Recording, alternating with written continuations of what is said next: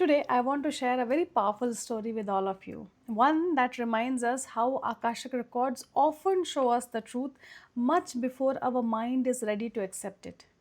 Hi, I am Diksha. I help people understand what's going on really beneath their questions, struggles, and patterns in life using the ancient wisdom of Akashic Records.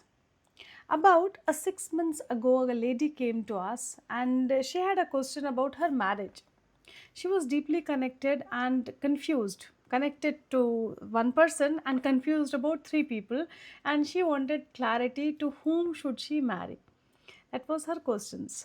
When we opened the records, we found out that one name which came through very clearly.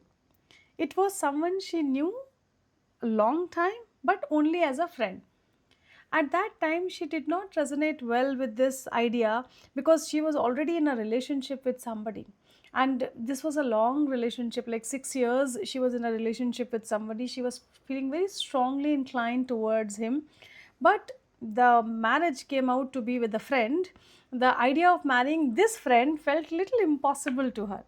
She left the session a little unsure, mentally almost dismissing what records revealed to her. Now, fast forward to a few months.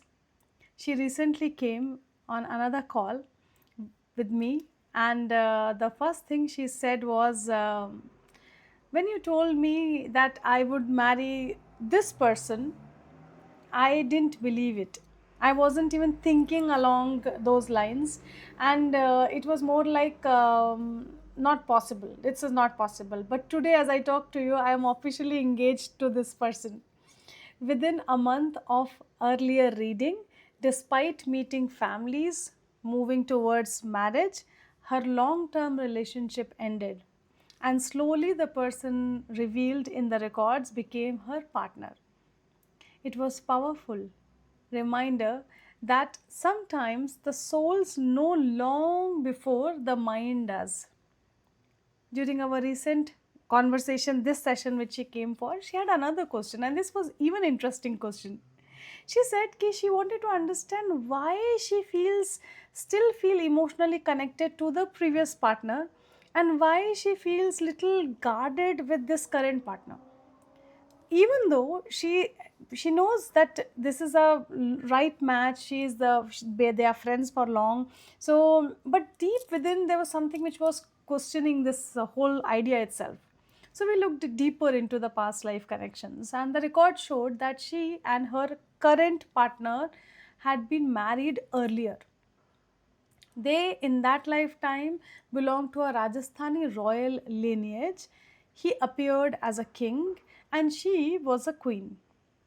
And their marriage had been long, but it was it was like filled with lot of responsibilities and lot of disappointments, lot of unfinished karma. Although they were deeply connected, but these unfinished emotional threads were around, and that is why in this lifetime, when the roles shifted, the king returned here to offer more than what he could do that in the previous birth.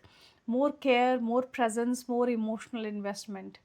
And one very specific detail stood out in the records, that there would be either very strong attraction or strong aversion towards Rajasthani culture, because they both were Rajasthani Rajputs. So after the session was over, I asked her just casually, "Ki, how do you feel about the culture?" She paused and she said something very striking. She was like, I don't have anybody in my life about Rajasthani culture except for my partner, the one she wanted to marry to. The 6 year old relationship, he is Rajasthani. And you know why she declined the marriage? Because of the cultural difference. Without consciously knowing it, she had chosen not to return to that lineage. In this lifetime, both this lady and her friend, who is now her current partner, they both were born in South Indian families, free from old royal duties and expectations, and this time their connection would exist without weighing the weight of the past, the power dynamics, etc. Another question she had always about the leadership. So I asked her, ki, why do you feel that strong desire for leadership? That is because you have taken charge. The records explain that too. Having lived as a queen before, leadership came very naturally to her. But this lifetime's lessons is about using the power with balance and with responsibility, and not with authority alone. This case is a very gentle reminder, something very important for us. The Akashic Records do not force outcomes, they reveal truths. Acceptance happens in its own due time.